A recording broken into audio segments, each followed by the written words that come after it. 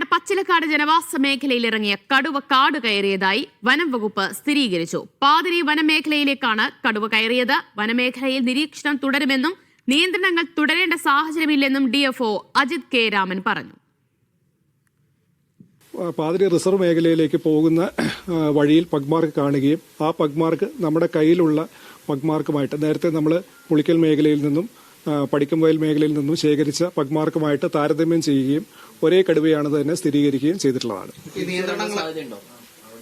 നിയന്ത്രണങ്ങൾ ഈ തുടരേണ്ട സാഹചര്യമില്ല. നിരോധനാജ്ഞ അടക്കം ഒഴിവാക്കേണ്ട കാര്യങ്ങൾ റവന്യൂ വകുപ്പാണ് തീരുമാനിക്കേണ്ടത്. അതെ, ഓപ്പറേഷൻ സക്സസ്ഫുൾ ആണെന്ന് തന്നെ നമുക്ക് തീർച്ചപ്പെടുത്തി പറയാൻ പറ്റും.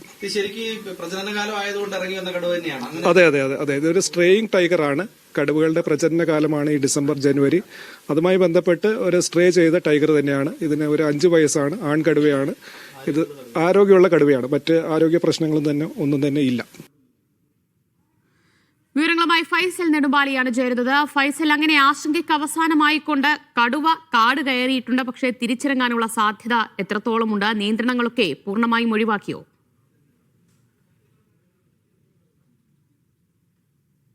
പച്ചിലക്കാട് ജനവാസ മേഖലയിൽ ഇറങ്ങിയ കടുവ 52 മണിക്കൂറിന് ശേഷം കാട് കയറിയിരിക്കുന്നു എന്നുള്ളതാണ് ഏറെ ആശ്വാസകരമായ കാര്യം.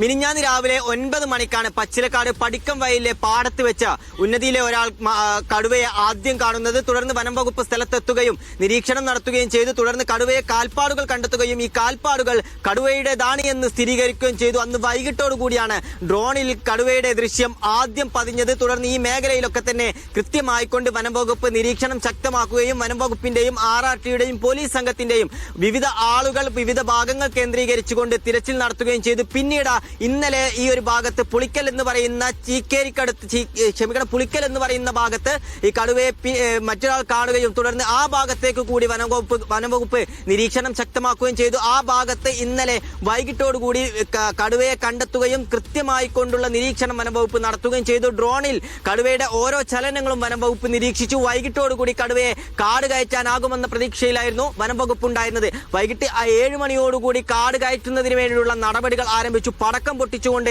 കടുവയെ കാട് കയറ്റാനുള്ള ശ്രമങ്ങളാണ് ആദ്യഘട്ടത്തിൽ നടത്തിയത്. ഒരു 8:30യോടുകൂടി പുളിക്കൽ വയലിലൂടെ കടുവ ഓടുന്ന ദൃശ്യങ്ങളാണ് പിന്നെ കണ്ടത്. അതിനുശേഷം കടുവ എവിടെ പോയി എന്നുള്ള കാര്യത്തിൽ ഒരു തരത്തിലുമുള്ള സ്ഥിരീകരണം ഉണ്ടായിരുന്നില്ല. വനംവകുപ്പിന്റെയോ പോലീസിന്റെയോ പരിശോധനയിൽ കടുവയെ കണ്ടെത്താനായിട്ടില്ലായിരുന്നു ഇന്നലെ രാത്രി മുതൽ. അതിനുശേഷം ഡ്രോണിലും കടുവയുടെ ദൃശ്യങ്ങൾ പതിഞ്ഞില്ല.